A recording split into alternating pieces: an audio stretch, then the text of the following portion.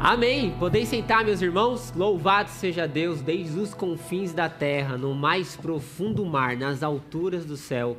Louvado é o nosso Deus. E nesse momento nós vamos ter um momento de intercessão, né? Pelos nossos irmãos enfermos. Tivemos a excelente notícia que o irmão Eliseu já está de alta, já está em casa. Louvado seja Deus por isso. Mas em contrapartida, irmão Sandoval tá em cirurgia, né? Ou passou por cirurgia, né, pastor Jairo? Tá internado ainda, né? Então ele tá internado, então tá no momento pré-operatório, então nós precisamos orar pela vida dele. E eu tenho certeza, pode falar, fica à vontade. Nosso conselho diaconal esteve lá, representado pela Jair, de Gessé, aí estiver lá com a família, e amanhã eu devo visitá-los, e também a Lília, a filha do Guia. Amém. Perfeito. Então o nosso conselho diaconal, para você que não nos ouviu aqui no canal do YouTube, nosso conselho diaconal hoje fez uma visita para a família, representando a Igreja Batista Central de Santo Amaro. Então é a nossa igreja como corpo, podendo ali dar a assistência necessária, tanto o irmão Eliseu, como a nossa igreja deu assistência, quanto a família do irmão Sodoval, a filha do irmão Bira também, com um problema grave de saúde. E eu sei que você também tem algum pedido, não tem? Algo que está passando na sua vida nesse momento. E se você quer uma oração, levante sua mão, que nós vamos orar pela sua vida. Todos nós temos dificuldades, todos nós temos problemas, só que Deus é um Deus de milagres. Nós acabamos de ver o milagre que Deus fez na vida do irmão Eliseu. Um milagre. Tinha tudo para ser um momento triste para a família e para a igreja. E Deus fez um milagre na vida dele, e daqui a pouco ele vai estar aqui testemunhando daquilo que Deus fez. Então nós acreditamos no milagre, nós acreditamos no poder de Deus. E porque nós acreditamos no poder de Deus, nós vamos orar. Então você que tem algum pedido, feche seus olhos, nós vamos orar nesse momento e clame, suplique ao nosso Deus, que Ele com certeza vai ouvir sua oração. Pai, nós entramos em sua presença, nós suplicamos. Nós oramos a Ti porque nós sabemos que a vida ela tem seus desafios, os seus problemas, os seus sofrimentos. Todas as dimensões da queda, todas as dimensões da vida foram afetadas pelo pecado. E nós sofremos. Mas louvado seja Deus porque o Senhor tem cuidado de nós. Nós acabamos de presenciar um milagre na vida do irmão Eliseu e nós suplicamos agora por um milagre na vida do irmão Sandoval, Pai. O Senhor é um Deus que faz grandes coisas. Cuide do irmão Sandoval, que essa cirurgia possa ser uma cirurgia onde possa trazer alívio, possa realmente, Pai, curá-lo. O Senhor abençoe os médicos, que o Senhor esteja no controle, Pai. Que o Senhor abençoe cada um aqui que levantou a sua mão por algum pedido especial, possa ser por um motivo de emprego, possa ser pelo seu casamento, possa ser saúde, possa ser um problema familiar, nós não sabemos. Mas o Senhor é um Deus que sabe. Abençoe o seu povo, Pai. Que o seu povo possa ser abençoado por Ti, cuidado, assistido. Que as Tuas misericórdias e as Tuas bênçãos sejam derramadas sobre as nossas vidas, sobre a vida dessa igreja, na vida do seu povo. E que possamos, domingo após domingo, testemunhar do milagre da cura, do milagre do perdão, do milagre da restauração, do milagre da salvação, Pai. Porque o Senhor é um Deus que, por meio do seu Filho, fez com que nós pudéssemos ter vida e vida em abundância. E nós somos o Teu povo. E como Teu povo, o Senhor é o nosso Pai. E nós clamamos a Ti para que o Senhor possa cuidar de nós a cada dia. Em nome de Jesus. Amém. Vamos abrir nossas Bíblias lá em 1 Samuel. Falando em milagre, nós vamos continuar nossa série sobre as mulheres no plano de Deus. E essa história ela é uma história maravilhosa. É uma história assim que nos faz algumas reflexões muito importantes na nossa caminhada. E nós acabamos de orar por milagres. Nós acabamos de orar para que Deus pudesse cuidar do Sandoval. Nós presenciamos um milagre na vida do Eliseu.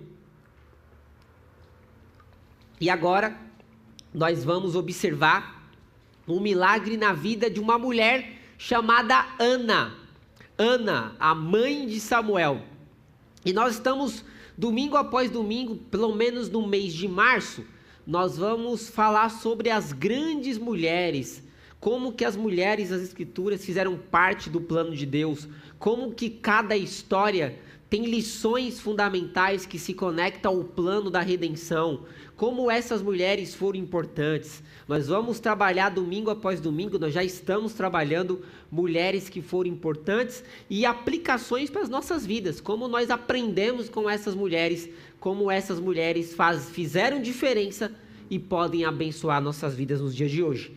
1 Samuel capítulo 1, versículo 1 diz assim: havia certo homem de Ramataim, Zufita, dos montes de Efraim, chamado Eucana, filho de Jeroão, neto de Eliú, bisneto de Tu, filho do Eframita Zuf. Ele tinha duas mulheres. Uma se chamava Ana, a outra Penina. Penina tinha filhos, Ana, porém, não tinha. Todos os anos, esse homem subia de sua cidade a Siló para adorar e sacrificar ao Senhor dos Exércitos. Lá, Ofani e Finéias, os dois filhos de Eli, eram sacerdotes do Senhor. No dia em que Eucana oferecia sacrifícios, dava porções à sua mulher Penina e a todos os filhos dela. Mas a Ana dava uma porção dupla, porque a amava, apesar do Senhor tê-la deixado estéril. E porque o Senhor a tinha deixado estéril, sua rival a provocava continuamente a fim de irritá-la.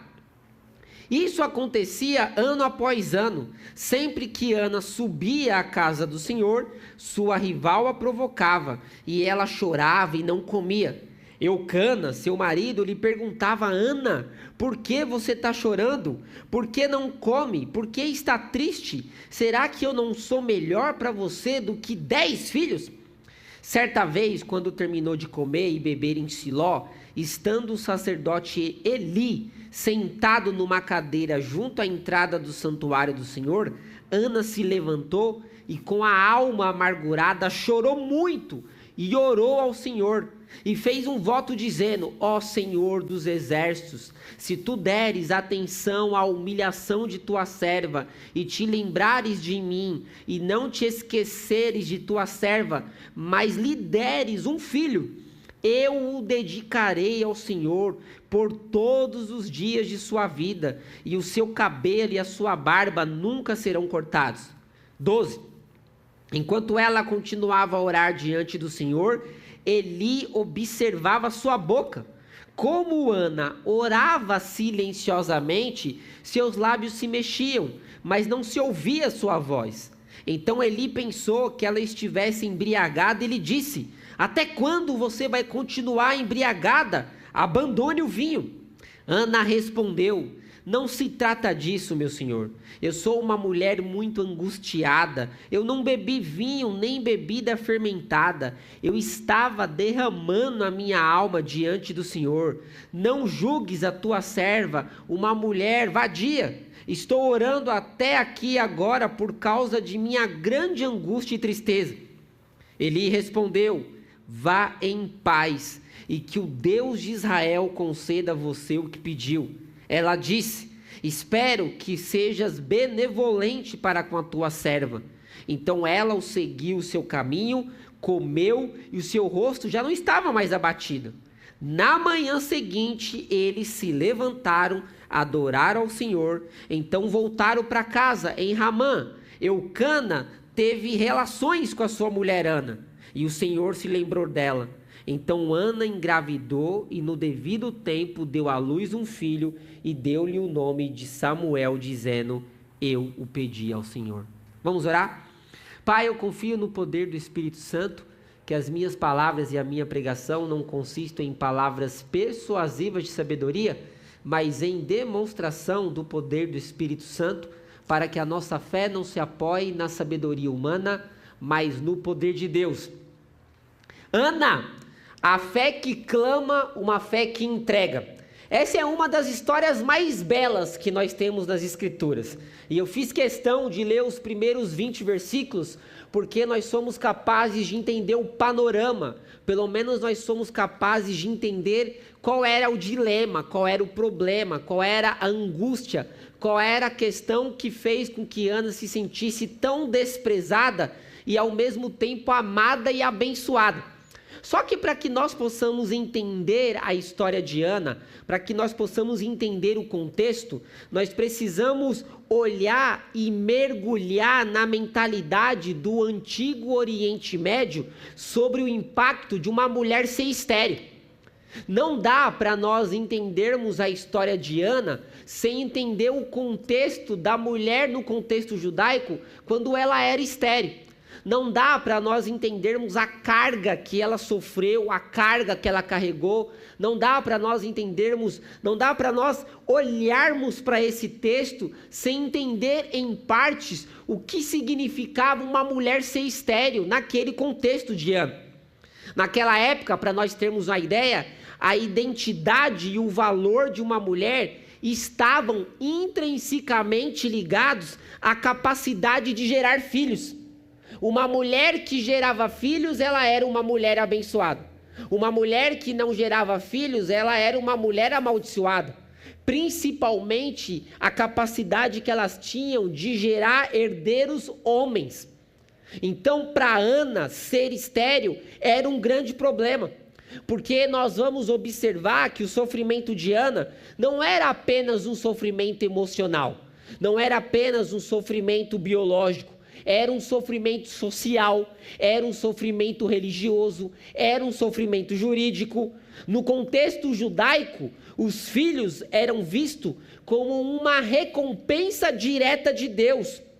No contexto judaico, ter filhos era como se Deus aprovasse aquela mulher, como nós acabamos de ler no Salmo 127, onde Salomão diz que filhos são herança do Senhor. O texto bíblico diz, no versículo 5, versículo 6, que Ana era estéril. E ser uma mulher estéril, a maternidade era algo muito complicado para uma mulher enfrentar.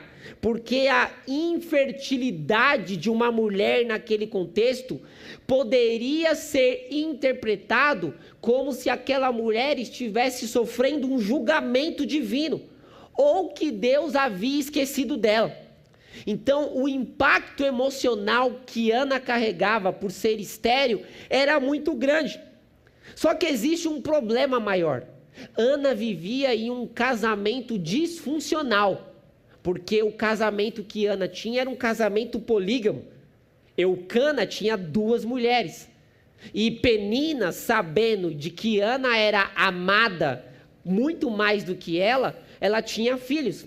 Logo você tinha todo um contexto familiar que fazia com que Ana de um lado se sentisse esquecida por Deus e Ana do outro lado era humilhada pela sua rival. E o texto deixa isso muito claro. Penina tinha muitos filhos e usava os seus filhos como arma para atacar Ana.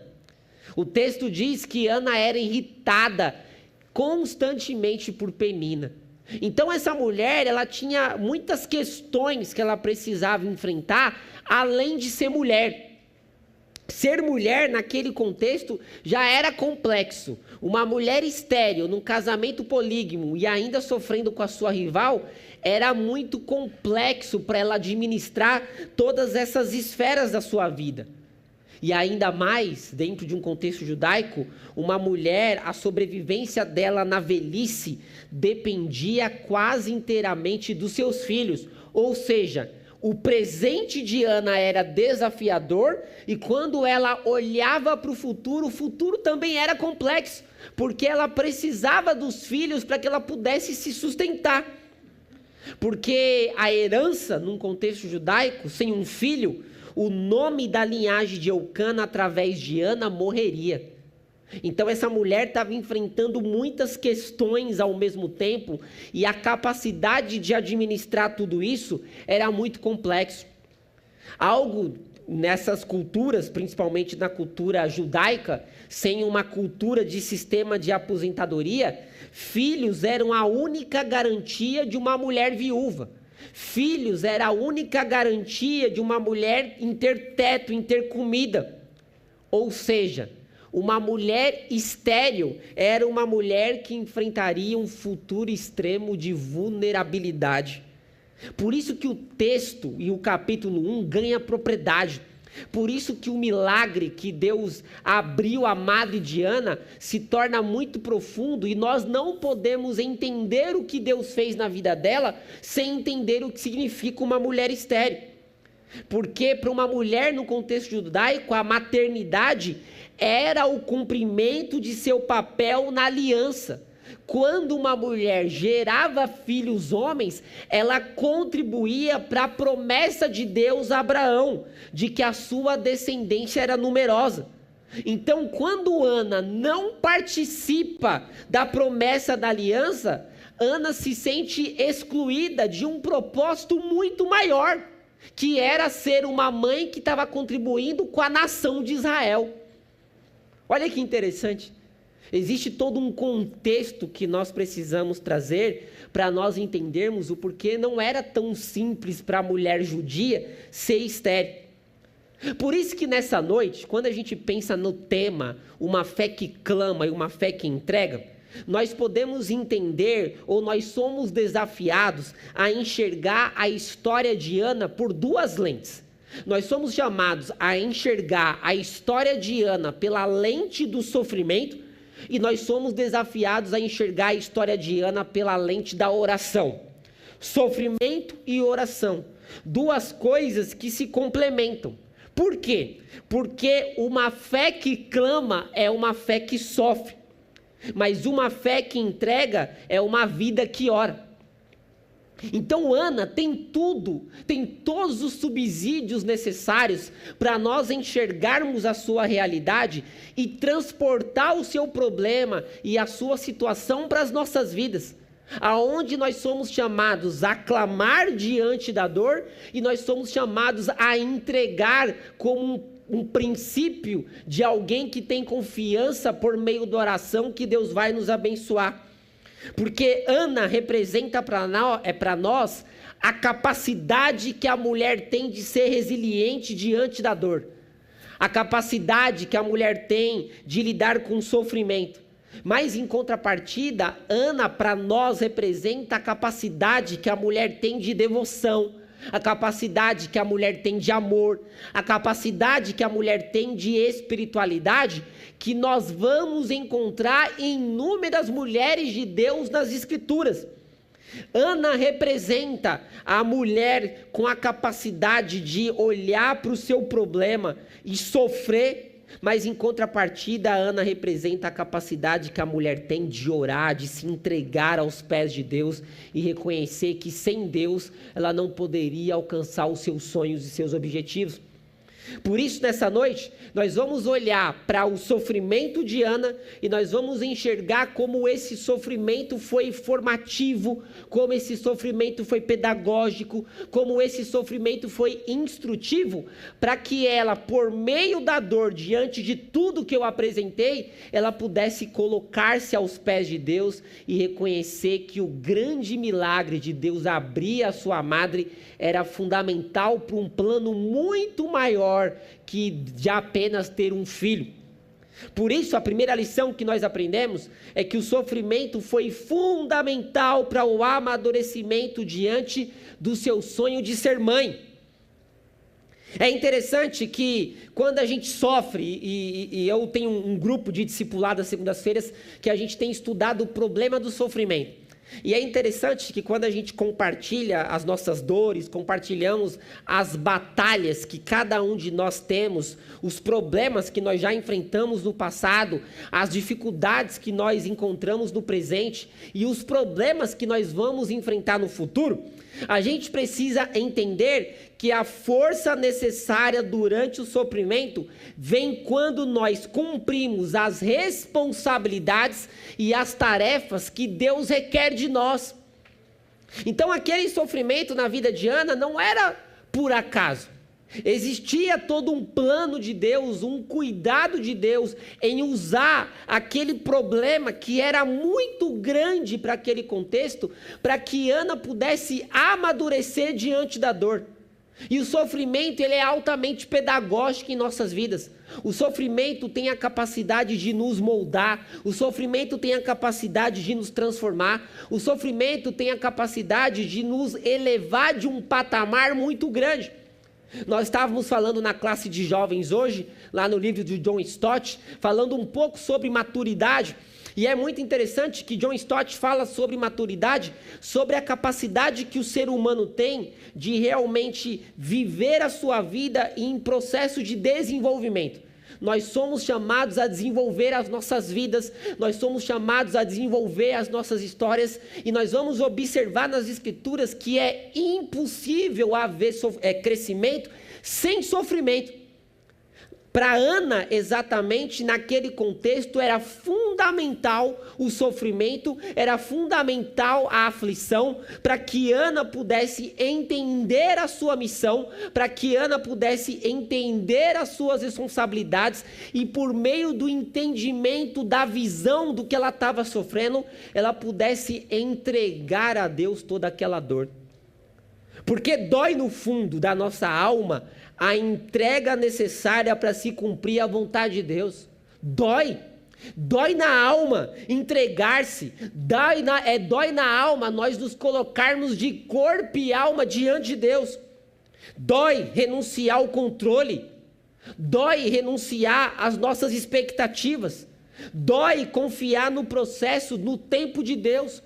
Dói para nós olharmos o tempo passar, dói nós olharmos, ver as pessoas crescendo, desenvolvendo, dói nós clamarmos, nós chorarmos, nós buscarmos em Deus os nossos sonhos e nada acontecer. Dói no fundo da alma. E eu imagino aquela mulher vendo a sua rival tendo filhos e filhos e filhos, e ela, amada pelo seu marido, não tendo a possibilidade de agraciá-lo com um filho. Dói ver as nossas expectativas durante anos não acontecerem. Dói no fundo da alma. Dói no fundo da alma porque você casou amando o seu marido e depois de 15 anos ele pede separação. Dói você estar no ambiente de trabalho por tantos anos, você entregou tudo o que você podia e você é mandado embora como se você não tivesse história naquela empresa. Dói ser traído pelo seu melhor amigo. Dói você realmente ser amado e não ser correspondido. Dói na alma, muitas vezes nós construímos uma vida toda e percebemos que o que nós construímos foi ruindo-se de uma maneira muito rápida. Dói o tempo, ou dói ver o tempo passando sem enxergar nada ou perceber que nada está acontecendo. Dói na alma a gente olhar dia após dia Deus em silêncio diante da nossa dor.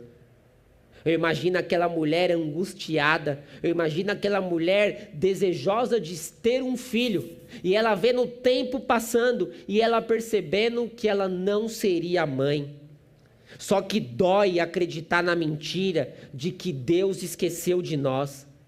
Dói acreditar na mentira que Deus não está fazendo nada. Dói acreditar na mentira que Deus não se importa com você.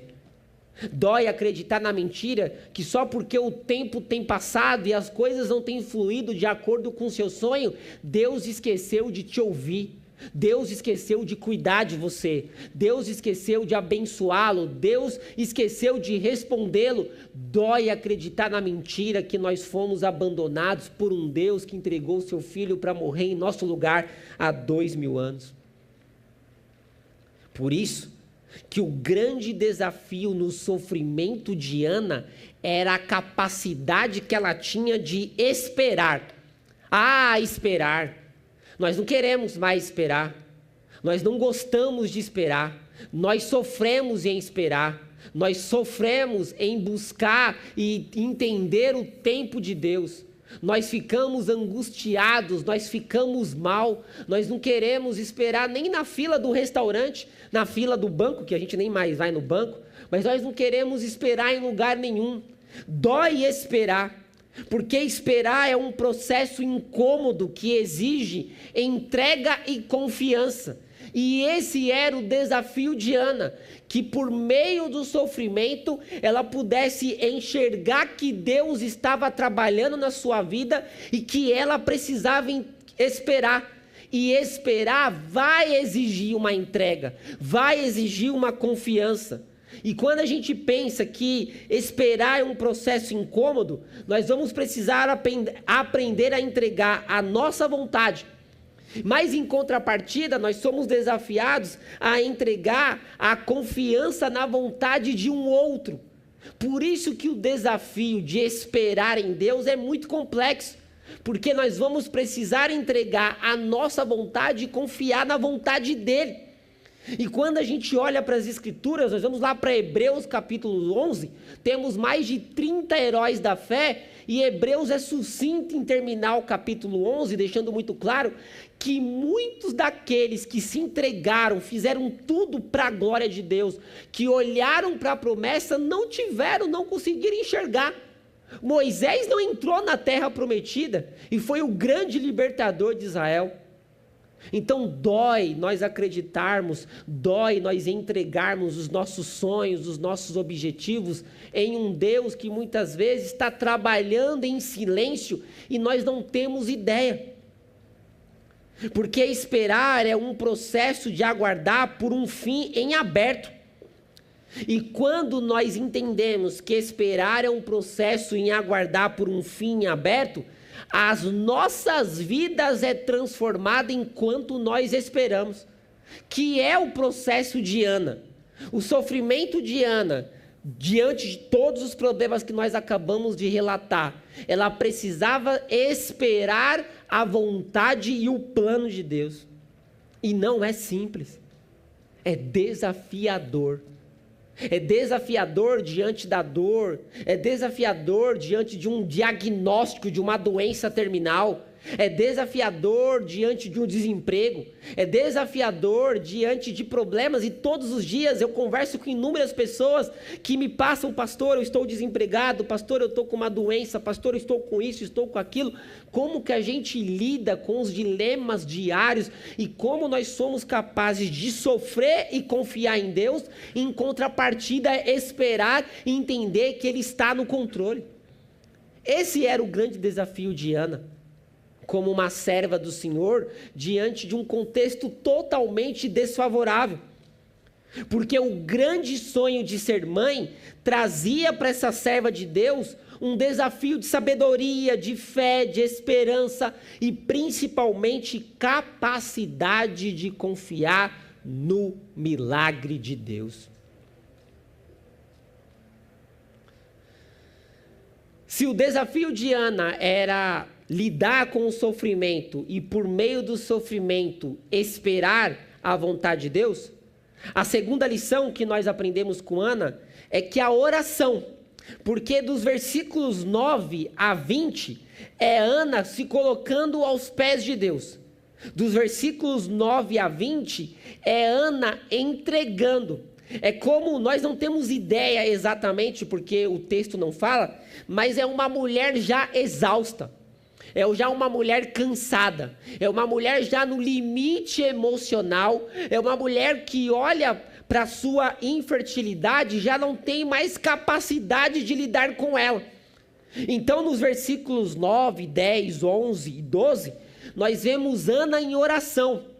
E Ana toma uma atitude muito ousada, porque o sonho de ser mãe era algo para Ana que fazia parte da sua essência. Só que no versículo 12, a gente vê no versículo 11, Ana fazendo um voto dizendo: Senhor, se tu deres atenção à humilhação da tua serva, e se lembrares de mim, e não te esqueceres da sua serva, mas me deres um filho, então eu o dedicarei ao Senhor por todos os dias da sua vida, e o seu cabelo e a sua barba nunca serão cortados. O esgotamento provável que aquela mulher estava sofrendo fez com que ela entendesse que a única maneira dela enfrentar e ser ouvida por Deus, ela era entregando o seu sonho para Deus. E aí a segunda lição nos ensina que a oração foi fundamental para o amadurecimento, para que ela pudesse enxergar que, além de ser mãe, Ana tinha uma missão muito maior. Então a oração é Ana já esgotada, é Ana já cansada, é Ana amargurada, e ela percebendo que a única maneira dela ser mãe, ela era entregando o seu filho para Deus de uma maneira integral. Por isso que a história de Ana é uma das grandes histórias das Escrituras, porque todo o sofrimento de Ana em ser mãe foi altamente intencional e necessário para que ela pudesse entender a sua missão como mãe. E o grande propósito de Deus era mostrar para Ana que Samuel, que era o seu filho que ainda ia ser gerado, não poderia ser mais importante do que Deus para ela. E a única maneira que Deus tinha para mostrar para Ana que Samuel não poderia ser mais importante do que Deus para ela, é levá-la para um nível de sofrimento aonde ela pudesse depender de Deus, e por meio dessa dependência de Deus, ela reconhecesse que a única forma dela ter um filho era depender totalmente de Deus, e aquele filho teria que ser entregue a Deus como uma forma de lealdade diante dele. Porque todos nós lutamos contra um sentimento de dependência e impotência. E muitos de nós temos muitos sonhos em nossas vidas. Eu tenho certeza que se vocês pudessem compartilhar os seus sonhos, nós ficaríamos aqui horas e horas e horas compartilhando sonhos. Mas enquanto nós não entendermos que os nossos sonhos não podem ser maiores do que Deus para nós, Deus nunca vai concedê-los. Quando Ana faz um voto de nazireu com Deus, quando Ana deixa claro que o seu maior sonho seria entregue para Deus, isso muda toda a história. Porque a bênção do filho diante de todos os problemas provavelmente se tornaria uma maldição se Ana não reconhecesse que Samuel era do Senhor e precisava ser entregue a ele. Ou seja, Ana só foi mãe a partir do momento que ela entendeu que o seu grande sonho não seria conquistado por méritos próprios, mas que ela ia precisar entregar o seu grande sonho nas mãos de Deus, para que aquele sonho no controle de Deus pudesse ser realmente glorificado por meio dele. Isso é fabuloso, porque provavelmente nós não temos ideia, mas o texto nos traz indício de uma mulher altamente esgotada, mas que provavelmente olhava o sonho de ser mãe como um voo solo, como apenas um processo de ser mãe como uma mãe qualquer, e que aquele filho poderia se tornar um problema por todos os traumas que ela estava enfrentando a partir de então. Por isso que quando Ana entrega o seu grande sonho em oração a Deus, Ana é respondida. Por quê? Porque a oração é a principal maneira de nós experimentarmos profunda transformação. A oração é a única porta para um autoconhecimento genuíno. A oração tem a capacidade de reordenar os nossos afetos. A oração é o modo pelo qual Deus nos concede muitas das coisas inimagináveis que Ele tem para nós. Então, quando Ana está orando, quando Ana faz um voto com Deus, quando Ana coloca o seu filho aos pés de Deus, Deus reconhece que ela entendeu qual era a missão dela. Porque Deus confere confiabilidade para que nós, ou para que Ele nos dê muito do que nós sonhamos e desejamos. Os sonhos de Deus para nós é nos abençoar como filhos, mas enquanto nós não tivermos capacidade de entregar os nossos sonhos a Ele, enquanto os nossos sonhos serem maiores do que Ele em nossas vidas, Deus nunca vai atender os nossos sonhos. E o sofrimento é o meio que Deus está trabalhando em nossas vidas. O sofrimento é o meio que Deus está nos moldando para que nós possamos reconhecer que o poder, o dinheiro, a carreira, a família, os filhos não podem ser mais importantes do que Ele. Por isso que a oração nada mais é do que a chave para tudo que nós precisamos fazer e ser na vida. Quando Ana percebe que a única maneira dela ter um filho era entregando o seu filho para Deus, é aonde Deus entende, agora você está pronta para ser mãe. Agora você está preparada porque você entendeu que filhos são herança do Senhor. E que eu preciso ser mais importante do que Samuel na sua vida. Ou seja, Ana entendeu a sua missão. Ana entendeu o seu papel.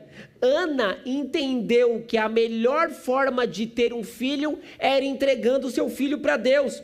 Era ela entregando o seu maior sonho e o seu maior objetivo de vida. Nada diferente do que Deus está nos pedindo. A única maneira de nós sermos abençoados é quando nós entregamos os nossos sonhos nas mãos de Deus. É quando nós nos colocamos na disposição dEle. É quando nós entendemos que tudo que Deus faz nas nossas vidas é para glorificá-lo. Samuel precisava glorificar Ele, não ela. Samuel precisava honrar Ele, não ela. Samuel precisava ser um presente de Deus na sua vida. Por isso, Samuel não era somente o sonho de Ana. Samuel era o sonho de Deus para Ana. Perceberam a diferença? Samuel não era o sonho somente de Ana. Samuel era o sonho de Deus para Ana. E quando Deus está no controle dos nossos sonhos, Deus nos dá muito mais daquilo que nós pedimos e almejamos. Porque é Deus no controle, sendo glorificado por meio das nossas vidas. Ou seja, a gravidez, o nascimento de Samuel vai ganhar proporções além de Israel. Porque Samuel se torna o maior profeta de Israel. Samuel se torna o profeta que vai ungir Davi. Samuel se torna a grande referência de Israel. Quando Samuel se torna o sonho de Deus para Ana, o seu sonho ganha proporções inimagináveis. Porque Samuel vai representar o grande profeta, o ideal de profeta, o homem que faz parte do plano da redenção. Porque é ele que vai ungir Davi, o rei de Davi, da descendência de Jesus. Não era apenas uma gravidez qualquer. A gravidez ganha proporção, o sonho de Ana ganha proporção quando se torna o sonho de Deus para ela. Que brilhante essa história! Que brilhante! Porque Ana entra na história das grandes mulheres do mundo, já teve, porque ela entregou o seu sonho mais precioso para Deus, para que Deus administrasse conforme a sua vontade. Por isso que Samuel se tornou o grande profeta que Israel já teve, porque era Deus administrando o sonho, não era Ana administrando o seu próprio sonho por ela mesma. Ou seja, nós temos um grande segredo na história de Ana. Quando Ana entrega o seu filho a Deus, ela não perdeu um filho. Ana plantou um profeta. Quando Ana entrega o seu sonho e Deus começa a administrar o seu sonho, a entrega de Samuel a Deus contribui para que Ana amadurecesse na sua fé e na sua missão. Por isso que essa gravidez ganha proporções que vai além de uma mulher que queria ser cuidada na velhice. Por isso que o sonho de Ana vai além de uma mulher que estava preocupada em ser mãe de herdeiros homens. O sonho de Ana ganha proporções que ela nem imaginaria.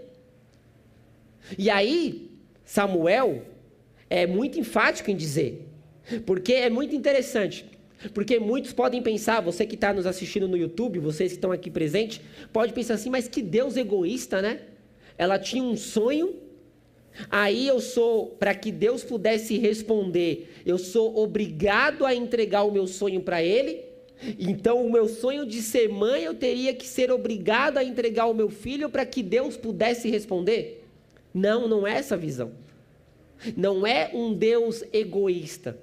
É um Deus que estava forjando o coração de Ana.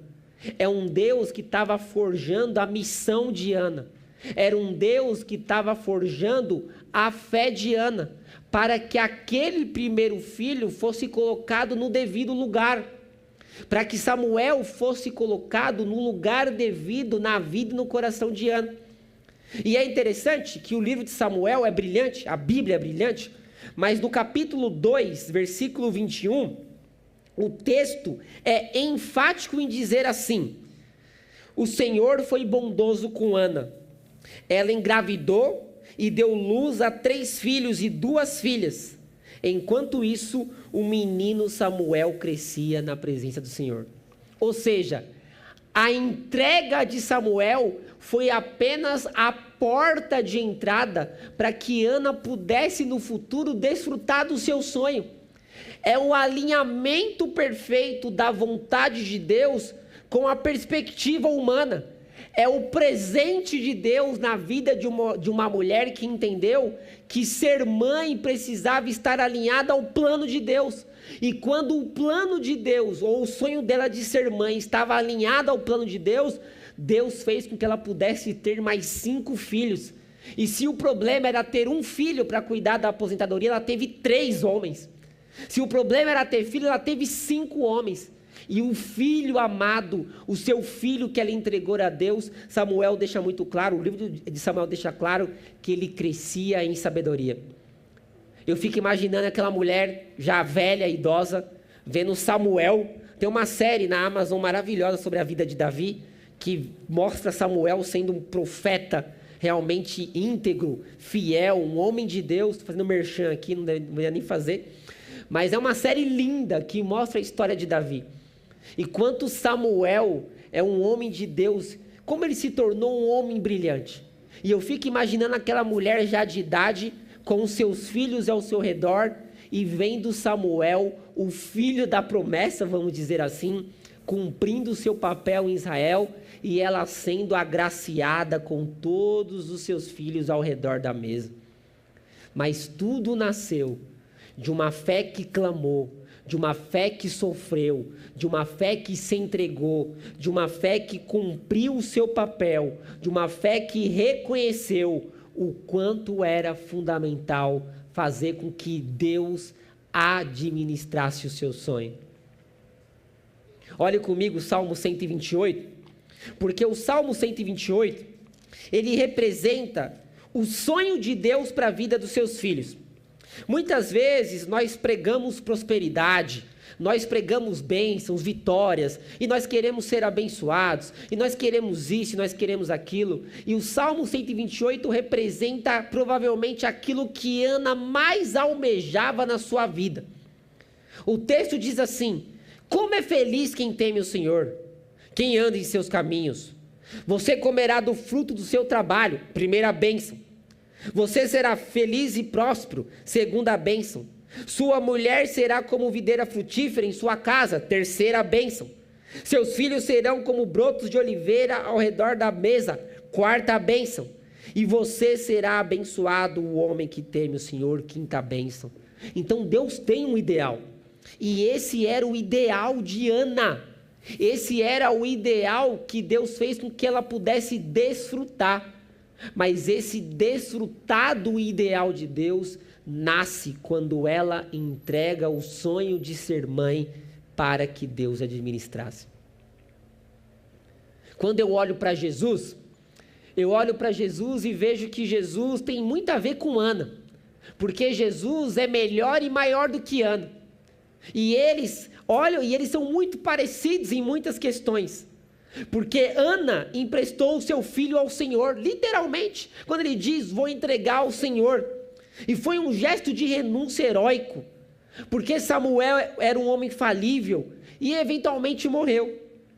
Quando a gente olha para Jesus, Jesus é o próprio Filho de Deus que o Pai apenas não emprestou, mas o Pai fez com que Jesus fosse entregue à morte, para que nós tivéssemos vida. O sacrifício de Ana deu a Israel um profeta. O sacrifício de Jesus deu ao mundo salvação. Ana sofria com uma esterilidade física que causava vergonha social. Deus abriu o ventre e removeu a sua afronta. Jesus lida com a nossa esterilidade espiritual. Sem Ele, nós somos incapazes de produzir frutos para a vida eterna. Enquanto Ana recebeu um filho para preencher um vazio, Jesus se tornou um grão de trigo que morreu por todos nós, para que nós pudéssemos se tornar frutos de Deus. Ana clamou por si mesma, por sua dor, por sua dignidade. Sua oração foi poderosa e ouvida. Jesus no Getsêmani clamou, não para ser livre do sofrimento, mas para que a vontade do Pai seja feita. Ana orou para ser mãe. Jesus orou para ser o nosso Salvador. Jesus é o nosso sumo sacerdote perfeito, que intercede por nós continuamente. Por isso que quando eu olho para a vida e a história de Ana, eu vejo uma mulher, uma serva de Deus, que aprendeu por meio do sofrimento a lidar com a sua dor. E ela foi muito abençoada quando Deus administrou o seu grande sonho. E ela pôde desfrutar até o fim da sua vida das bênçãos do Senhor na sua história. Vamos fechar os nossos olhos, abaixar nossas cabeças. E eu quero orar por você que diz assim: pastor, ore por mim. Ore para que eu possa, como Ana, permitir que Deus administre os meus sonhos. Permitir que Deus esteja no controle dos meus objetivos. Permitir que Deus esteja no controle da minha história. Eu quero, como Ana, desfrutar do milagre de Deus na minha vida. Mas eu quero também aprender, como Ana, a entregar os meus sonhos e os meus objetivos a Deus. Alguém assim? Levante sua mão, quero orar por você. Amém lá atrás, louvado seja Deus. Amém aqui na frente, amém lá atrás. Há mais alguém que diz: pastor, eu quero aprender como Ana. Eu quero aprender a entregar o meu sonho a Deus e que Deus se torne mais importante do que os meus sonhos e os meus desejos. Amém lá atrás, amém lá atrás, amém aqui na frente. Há mais alguém que diz: pastor, ore por mim. Não é fácil. Não é fácil entregar os meus sonhos e os meus propósitos. E eu tenho sofrido porque eu acho que Deus se esqueceu de mim. Eu acho que Deus me abandonou. Eu acho que Deus não tem olhado por mim. Mas eu quero aprender com essa mulher virtuosa a permitir que Deus administre os meus sonhos. Há mais alguém? Quero orar por você, pela sua vida, pela sua história. Vamos orar? Santíssimo Deus e eterno Pai, eu quero entrar em sua presença nesse momento. Que história, Pai. Que mulher brilhante. Que serva de Deus. Que lições nós podemos aprender com Ana. Se eu pudesse, eu ficaria aqui horas e horas falando sobre ela. Uma mulher que foi usada por Deus no plano da redenção. Não era apenas um filho, era um profeta. Não era apenas um profeta, era um homem que fazia parte do plano progressivo da redenção, que culminou com a morte e a ressurreição do seu filho. Aquela mulher não imaginava. Ana jamais imaginaria que permitir que o Senhor administrasse o seu sonho faria com que ela entrasse para a história de Israel e se tornasse uma das grandes mulheres da história que o mundo já teve, apenas com um gesto de entregar o seu filho aos pés, entregar o seu filho e o seu sonho ao Senhor. E o Senhor demonstra dia a dia, o Senhor demonstra na tua palavra o quanto nós somos abençoados quando nós permitimos e quando o Senhor é para nós algo mais importante das nossas vidas. E o quanto é benéfico nós entregarmos os nossos sonhos a Ti, para que o Senhor administre. Muitas mãos levantadas nessa noite, e nós agradecemos, que possamos sair desafiados, inspirados, transformados e impactados pela vida de Ana, e que possamos cumprir esse papel como servos e como filhos de Deus, mediante o sacrifício de Jesus. Obrigado, Pai. Obrigado por mais uma mulher que podemos compartilhar. Obrigado porque o Senhor é um Deus que faz grandes coisas. Em nome de Jesus. Amém.